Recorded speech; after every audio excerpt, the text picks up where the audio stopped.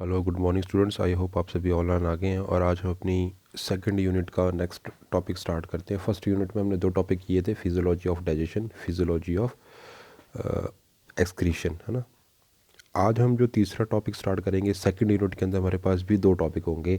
Second unit के अंदर हमारे पास पहला टॉपिक होगा, आज जो करने जा रहे हैं, फिजियोलॉजी ऑफ सर्कुलेशन, और दूसरा होगा फिजियोलॉजी ऑफ रेस्पिरेशन।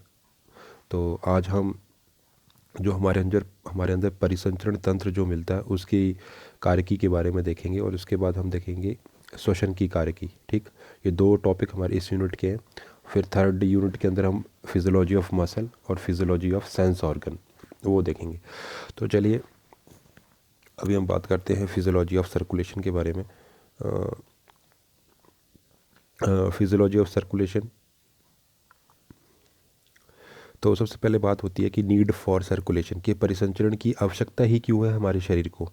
जो हमारे शरीर में ये जो सर्कुलेशन चल रहा है, परिसंचरण चल रहा है, ब्लड एक जगह से दूसरी जगह जा रहा है, जो लिक्विड भरा हुआ है वो एक जगह से दूसरी जगह जा रहा है, उसकी क्या ज़रूरत है हमारी बॉडी के अंदर, राइट। तो इसको देख लेते हैं पहले। कहता है essential requirement of most animals is the transport of materials. वो तो सबसे बड़ी ज़रूरत क्या है ज़्यादातर एनिमल्स के अंदर।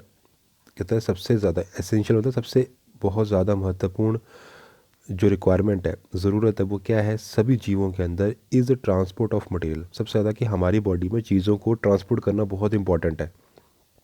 जितने भी एनिमल हैं उनके अंदर सबसे ज़रूरी बात यही है कि मटेरियल का ट्रांसपोर्ट हो सके। कहाँ से कहाँ तक? From the part of the body where they are formed, और taken up to other where they are needed,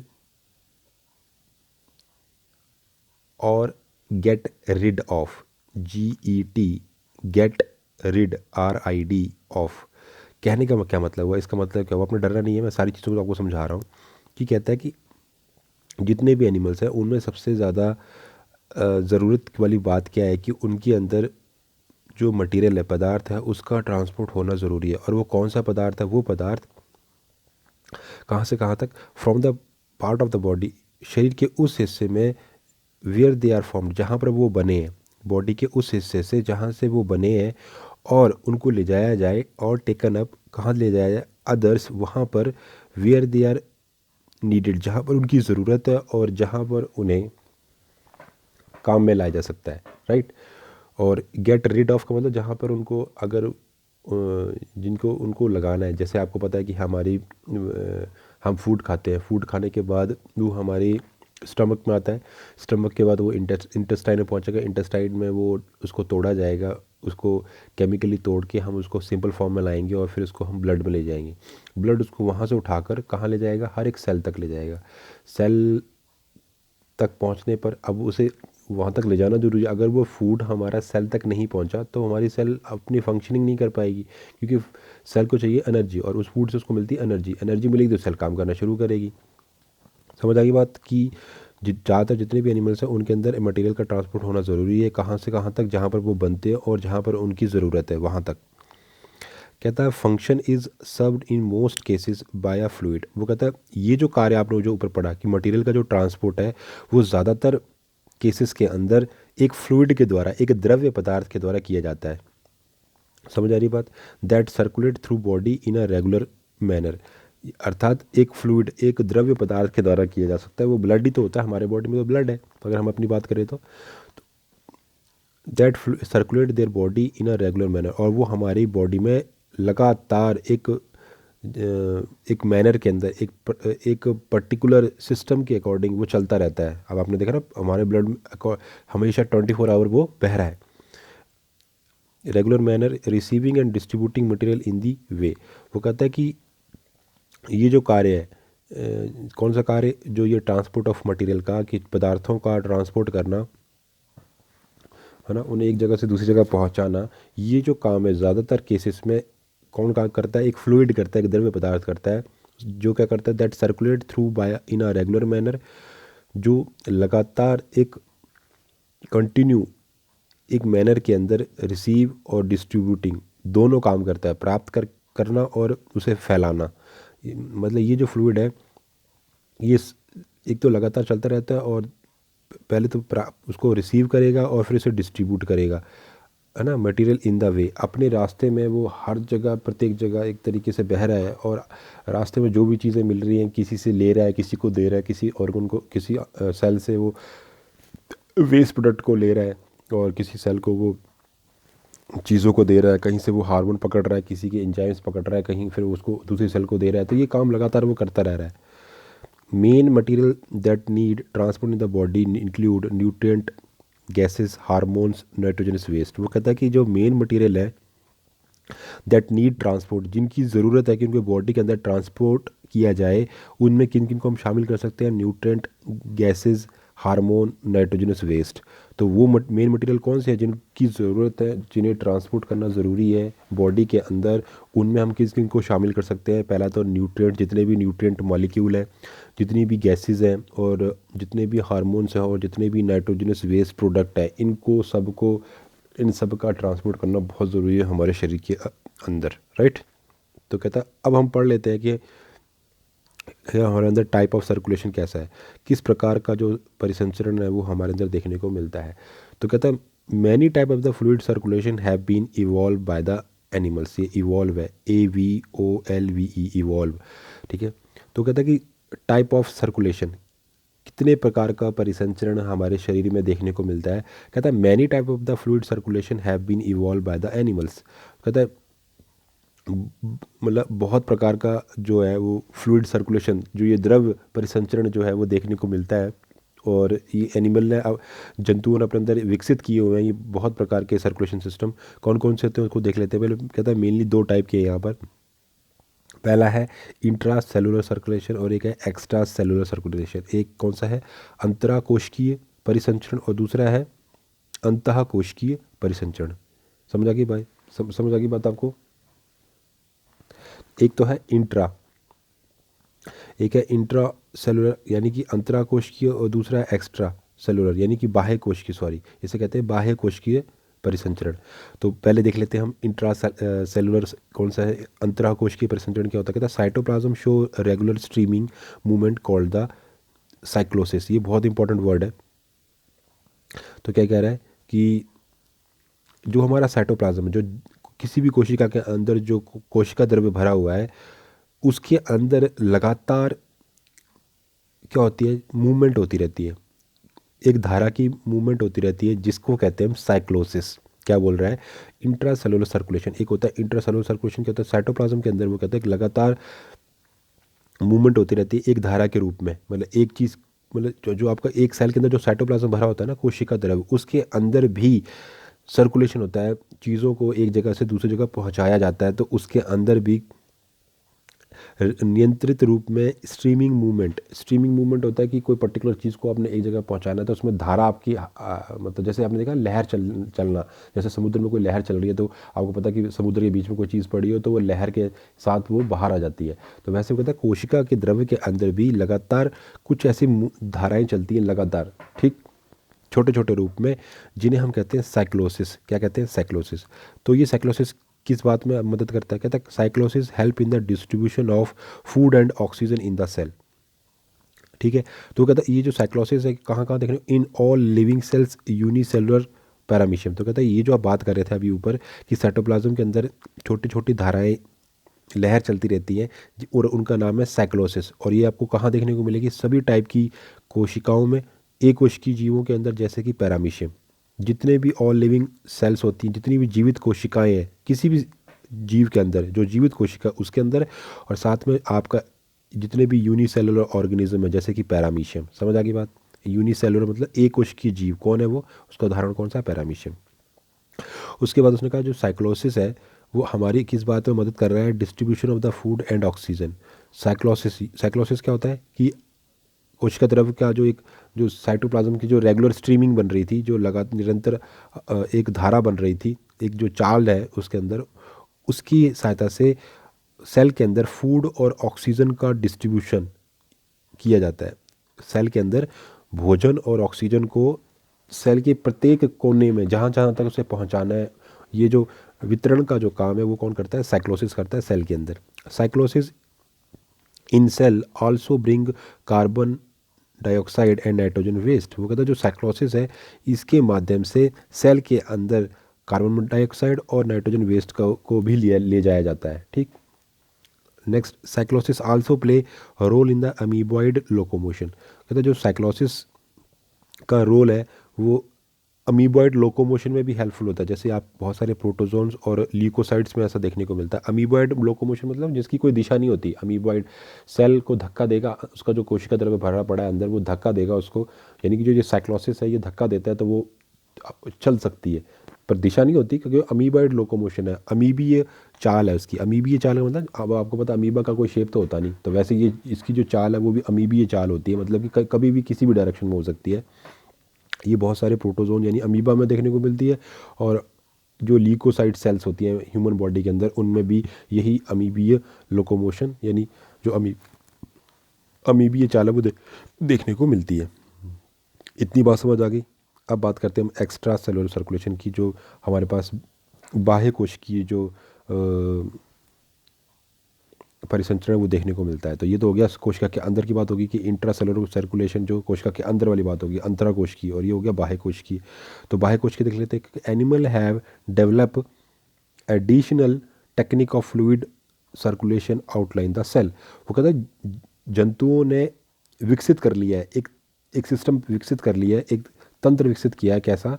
additional technique. ये एक हमारे पास एक एडिशनल टेक्निक है ऑफ फ्लूइड सर्कुलेशन की आउटसाइड द सेल और ऑफ मैनी काइंड, और ये बहुत प्रकार की है। वो कहता है सेल के बाहर भी जंतुओं ने, मतलब ये तो बात करी उसने सेल के अंदर, है ना। अगर बहुकोश की जीव है तो वो सेल के अंदर तो अपना कर ही रहा है, साइक्लोसिस के माध्यम से वो सर्कुलेशन कर रहा है, परिसंचरण कर रहा है। लेकिन सेल के बाहर भी जीवों ने एक अलग सी टेक्निक को डेवलप किया है जिसके थ्रू वो चीज़ों को यहाँ वहाँ ले जा सकता है, और उसमें फ्लूइड की वो हेल्प, एक द्रव की हेल्प ले रहा है। Additional technique of fluid circulation.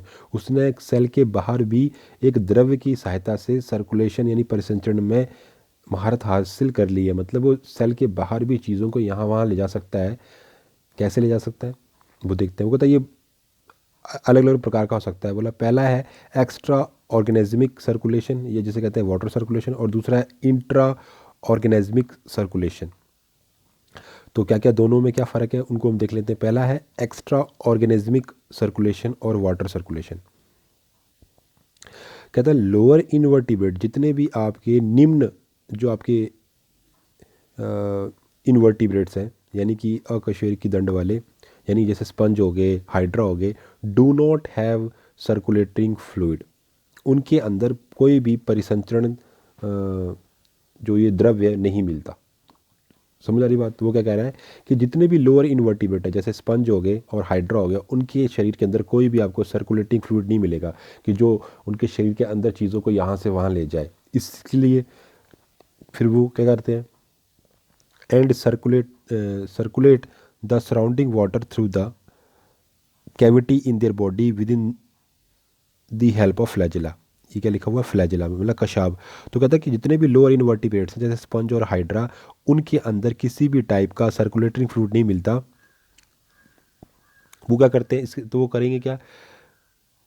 Do not have मतलब नहीं मिलता circulating fluid, and circulate the surrounding water through the cavity in their body. उनके शरीर में क्या होता है, कैविटीज़ मिलती हैं, नलिकाएं मिलती हैं, है ना। गुहा मिलेगी, उस गुहा से क्या होगा, जो सराउंडिंग वाटर है, जो उनके आसपास वाटर है, क्योंकि वो समुद्र में रह रहे हैं तो समुद्र में तो पानी होगा, मतलब उनकी बॉडी है और पानी है चारों तरफ।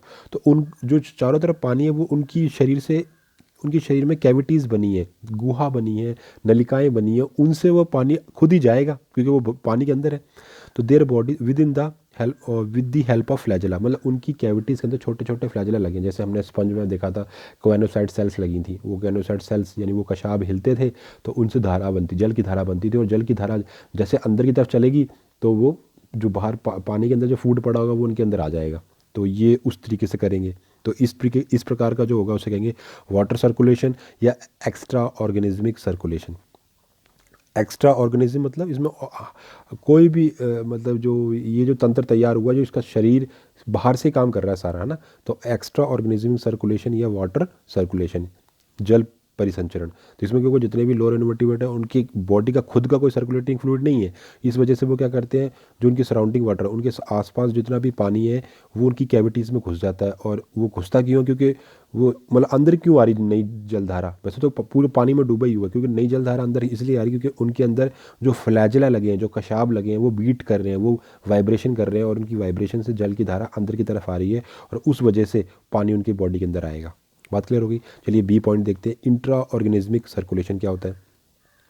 कहता है most active animals have higher metabolic rate. कहता है मोर एक्टिव एनिमल्स, जितने ज़्यादा कोई जीव जंतु एक्टिव होगा, मतलब वो ज़्यादा काम कर रहा है, बहुत हार्ड वर्क कर रहा है, तो उनके अंदर क्या होगा, हायर मेटाबॉलिक रेट, उनके अंदर जो अपचयन अभिक्रियाओं की जो दर है वो बहुत ज़्यादा तेज़ होगी। मतलब उनके अंदर जो मेटाबॉलिक रिएक्शन चल रही हैं, अपचयन जो अभिक्रियाएं चल रही हैं बहुत तीव्र तरीके से होंगी।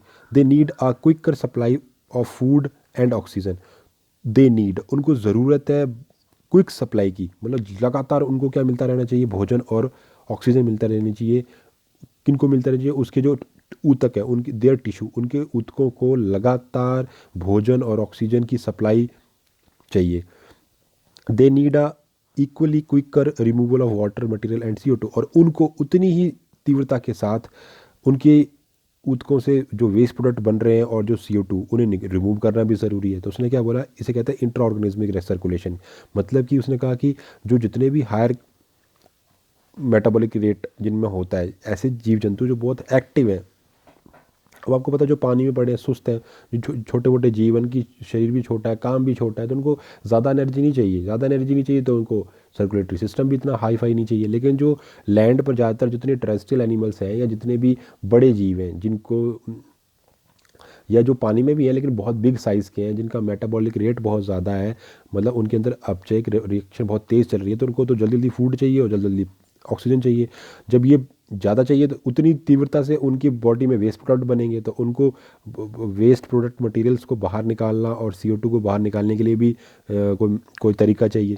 They have develop intra organismic circulation, इसलिए ये विकसित करते हैं, किसको विकसित करते हैं, इंट्रा ऑर्गेनिज्मिक सर्कुलेशन को। इन विच, उसमें होता क्या है, fluid are moved within the body. उसमें क्या होता है, एक फ्लूइड है जो बॉडी के अंदर ही मूव करता रहता है। एक फ्लूइड होता है, एक द्रव्य पदार्थ होता है, एक द्रव्य, फ्लूइड मतलब द्रव्य जो बह सकने वाला, जो जिसमें बहने की प्रवृत्ति हो, वो फ्लूइड बॉडी के अंदर मूव करता रहता है। तो क्या कह रहा है, they have a develop intra organismic circulation. तो इसलिए उनके अंदर एक इंट्रा ऑर्गेनिज्मिक, मतलब इंट्रा मतलब अंगों के बीच में, मतलब अंगों के साथ नहीं है, मतलब अंगों के बीच में वो बह रहा है और चीज़ों को वो यहाँ से वहाँ ले जाने में हेल्प करेगा। इतनी बात समझ आ गई। चलिए आगे देखते हैं। तो आगे क्या बोल रहा है, कहता है 4 main type of the intra organismic circulation. वो कहता है 4 प्रकार के हमारे पास इंट्रा ऑर्गेनिज्मिक सर्कुलेशन देखने को मिलते हैं। 4 प्रकार के हम जो इंट्रा ऑर्गेनिज्मिक सर्कुलेशन को देख सकते हैं। इंट्रा मतलब अंतरा अंगीय परिसंचरण ना, इंट्रा ऑर्गेनिज्मिक सर्कुलेशन। पहला आपका आ गया पैराकाइमल, दूसरा आ गया बॉडी कैविटी, तीसरा आ गया ब्लड वेस्कुलर, और चौथा आ गया लिम्फेटिक। तो ये 4 प्रकार के सर्कुलेशन है, parenchymal circulation, body cavity circulation, blood vascular circulation और लिम्फेटिक सर्कुलेशन। ये आपके पास 4 इंपॉर्टेंट आ गए। जो पैरेनकाइमल सर्कुलेशन है वो आपको किस में देखने को मिलता है, फैशोला हिपैटिका, मैंने साथ में एग्जांपल दे दिए। जो बॉडी कैविटी वाला है वो एस्कैरिस के अंदर देखने को मिलता है। जो ब्लड वेस्कुलर एंड लिम्फेटिक वाला जो है, blood vascular and lymphatic circulation है, वो आपको कहाँ देखने को मिलता है, हायर इन्वर्टिब्रेट एंड कॉर्डेट, उच्च श्रेणी के जो उच्च इन्वर्टिब्रेट्स, जो हायर इन्वर्टिब्रेट यानी कि उच्च अकशेरुकी और कॉर्डेट्स, जितने भी कशेरुकी हैं उनके अंदर आपको blood vascular and lymphatic circulation देखने को मिलेगा। इतनी बात समझ आ गई, रुधिर परिसंचरण तंत्र जिसे आप कहते हो। तो समझ आ गया 4 प्रकार के आपको इंट्रा ऑर्गेनिज्मिक सर्कुलेशन देखने को मिल रहे हैं। पहला है पैरेनकाइमल, पैरेनकाइमल एंड फिशोला। समझ आ गई बात। पैरेनकाइमल और किस में देखने को मिल रहा है, फिशोला के अंदर, बॉडी कैविटी एस्कैरिस के अंदर देखने को मिलेगा, जो इस कैटेगरी के होंगे एस्कैरिस वाले, और ब्लड वेस्कुलर एंड लिम्फेटिक, ये किसमें, हायर इनवर्टिब्रेट और कॉर्डेट के अंदर। तो चलिए अब देखते हैं। अब हम तो पढ़ रहे हैं किसका, ह्यूमन फिजियोलॉजी पढ़ रहे हैं, मतलब ह्यूमन के बारे में पढ़ रहे हैं, मनुष्य के बारे में। तो हम तो क्या देखेंगे, सिर्फ ब्लड वेस्कुलर सिस्टम को डिटेल में पढ़ेंगे। इतनी बात समझ आ गई। चलिए, तो क्या होता है रुधिर परिसंचरण तंत्र, blood vascular system. These animal have a specialised circulating fluid. कहते हैं ऐसे एनिमल जिनमें ये सिस्टम मिल रहा है, ये वाला तंत्र मिल रहा है, ब्लड वेस्कुलर, है ना, मतलब रुधिर नाल तंत्र है ना, ब्लड वेस्कुलर तंत्र सिस्टम है ना, रुधिर रुधिर नाल तंत्र जिनके अंदर देखने को मिल रहा है। कहता है कि these animal have specialised circulatory fluid. वो कहता है ऐसे जंतुओं के अंदर जिनके अंदर आपको ये रुधिर नाल तंत्र देखने को मिलता है, उन जीवों के अंदर और स्पेशलाइज सर्कुलेटिंग फ्लूइड, एक विशेष प्रकार का आपको क्या मिल रहा है, सर्कुलेटिंग फ्लूइड मिल रहा है, एक परिसंचरण द्रव्य मिल रहा है जिसका नाम है रुधिर, द ब्लड। बात समझ आ गई। Which is pump to the tissue by the special contractile organ. कहता है ये जो ब्लड है इसे पंप किया जा रहा है प्रत्येक ऊतक तक, प्रत्येक टिश्यू तक पंप आउट किया जा रहा है, उसे भेजा जा रहा है, धक्का दिया जा रहा है, किसके द्वारा, by a special contractile organ, एक विशेष प्रकार के संकुचित अंग के द्वारा। और वो कॉन्ट्रेक्टाइल, वो संकुचित अंग कौन है, द हार्ट, आपका हृदय। थ्रू सर्टेन ट्यूब्स, यानी कि ब्लड वेसल्स, यानी कि जो आपकी रुधिर वाहिकाएं हैं, तो उनके द्वारा। वो कह रहा है कि जो ये विशेष प्रकार की जो ब्लड वेस्कुलर सिस्टम है आपके पास, है ना, रुधिर जो आपके ये जो रुधिर जो नाल तंत्र है, ये रुधिर वाहिका तंत्र है, इसमें क्या है कि जो एनिमल है उनके पास एक विशेष प्रकार, इस प्रकार के जीव जिनमें ये चीज़ मिल रही है, ये वाला सिस्टम, ये वाला तंत्र मिल रहा है, ऐसे जीवों के अंदर एक विशेष प्रकार का एक स्पेशल सर्कुलेटरी फ्लूइड मिलता है, परिसंचरण द्रव्य मिलता है जिसका नाम है ब्लड। और इस ब्लड को हर एक टिश्यू तक, एक ऊतक तक पंप आउट किया जा रहा है, पंप्ड टू द टिश्यू, उसे टिश्यू तक पहुंचाया जा रहा है, किसकी सहायता से, एक कॉन्ट्रेक्टाइल ऑर्गन, जो हमारे पास एक संकुचित होने वाला एक अंग है जिसका नाम है हार्ट, उसके द्वारा, थ्रू ए सर्टेन ट्यूब, एक, और ये हार्ट इन ऊतकों तक इस द्रव को कैसे पहुंचाता है, एक विशेष प्रकार की जो एक निश्चित हमारे पास ट्यूब्स हैं, नलिकाएं हैं, और उनको हम क्या कहते हैं, ब्लड वेसल्स, क्या बोलते हैं, रुधिर वाहिकाओं के द्वारा उन्हें हर ऊतक तक पहुंचा रहा है। कहता है ब्लड में कंटेन कैरियर मॉलिक्यूल्स। कहता है ब्लड के अंदर बहुत सारे वाहक मॉलिक्यूल होते हैं, वाहक अणु होते हैं, यानी कि कैरियर मॉलिक्यूल्स होते हैं, वाहक अणु होते हैं। और कौन कौन हो सकते हैं उसमें, हीमोग्लोबिन, हीमोसाइनिन और प्लाज्मा प्रोटीन्स। ये 3 प्रकार के हमारे पास कैरियर मॉलिक्यूल्स होते हैं, हीमोग्लोबिन, हीमोसाइनिन और प्लाज्मा प्रोटीन, ये आपको याद हो जानी चाहिए। तो कहता है जो हमारा रुधिर है उसके अंदर बहुत सारे कैरियर मॉलिक्यूल्स होते हैं, हीमोग्लोबिन और हीमोसाइनिन और प्लाज्मा प्रोटीन। उसका काम क्या है, कहते हैं that can transport much larger amount of nutrient and gases than water. कहते हैं ये transport much larger amount of nutrient. वो कहता है अगर इसका आप कंपैरिजन करो ना, इस ब्लड का कंपैरिजन अगर आप पानी के साथ करो, तो पानी की अपेक्षा ये अधिक मात्रा में और ज़्यादा चीज़ों को, जैसे न्यूट्रिएंट और गैसों को ज़्यादा मात्रा में ट्रांसपोर्ट करने में इनके पास कैपेसिटी होती है। समझ आ गई बात, कि ब्लड की, अब ब्लड के अंदर आपको कैरियर मॉलिक्यूल कौन मिल रहा है, हीमोग्लोबिन, हीमोसाइनिन और प्लाज्मा प्रोटीन्स। तो इनकी आदत क्या है, इनका काम क्या है, चीज़ों को ट्रांसपोर्ट करना, न्यूट्रिएंट और गैसेस को ट्रांसपोर्ट करना। तो कहता है ये बहुत अधिक मात्रा में इन चीज़ों को, इन जितनी भी न्यूट्रिएंट और गैसेस हैं उनको बहुत अधिक मात्रा में और जल्दी जल्दी उनको ट्रांसपोर्ट करने में सक्षम होते हैं कंपैरिजन टू वाटर। मतलब अगर आप मान लो कि हमारी बॉडी में ब्लड ही क्यों है, पानी क्यों नहीं है, पानी भी तो बहता है, उसमें भी तो बहने की प्रवृत्ति होती है। तो कहता है पानी के साथ इसका कंपैरिजन करोगे तो ब्लड ज़्यादा अधिक मात्रा में चीज़ों को यहाँ से वहाँ ले जा सकता है हैज़ कंपैरिजन टू वाटर। क्यों, क्योंकि उसके अंदर वाहक अणु मिलते हैं जिसमें जिसमें कौन कौन है, हीमोग्लोबिन, हीमोसाइनिन और प्लाज्मा प्रोटीन्स। कहता आगे चलते कहते मोर ओवर, जबकि blood is a safer circulating fluid than the environmental water because not affected by the external change like such a temperature variation और पोल्यूशन एक्सेट्रा। कहता है इसके अलावा ब्लड की एक और भी खासियत है पानी की अपेक्षा। पानी भी बहता है, ब्लड भी बहता है, लेकिन फ़र्क क्या है, एक तो वो ज़्यादा चीज़ों को ट्रांसपोर्ट कर रहा है पानी की अपेक्षा, दूसरा ये जो ब्लड है, ये जो आपका सर्कुलेटिंग फ्लूइड है यानी कि ब्लड, ये कैसा है, सेफर है, SAFER, सेफ है, सेफर, ER लगा हुआ है। क्यों सेफ है, वो कहता है सेफर सर्कुलेटिंग फ्लूइड, ये एक सुरक्षित हमारे पास परिसंचरण द्रव्य है। क्यों, देन दी एनवायरमेंटल, किसकी अपेक्षा में, जो आपका जो जल है, जो हमारे पास वातावरणीय जो जल है उसकी अपेक्षा। क्यों? Because not affected by the external changes, कि बाहर कुछ भी, आपके शरीर के बाहर कोई भी चेंज चल रहा है उस पर फर्क नहीं पड़ने वाला। जैसे टेम्परेचर, बहुत गर्मी हो जाए, बहुत सर्दी हो जाए, तो ऐसा तो नहीं कि सर्दी आपका खून जम ही जाएगा। हाँ, वो बात अलग है कि आप -50 डिग्री सेंटीग्रेड पर चले जाए तब तो सब कुछ जम जाता है। लेकिन ऐसा नहीं कि नॉर्मल, जैसे आपके -20 होगा, -10 होगा, -1 है, 2 है, 3, 4, है ना, फिर 0, ये इन टेम्परेचर पर इसे कोई फ़र्क नहीं पड़ता, ये काम करता रहेगा।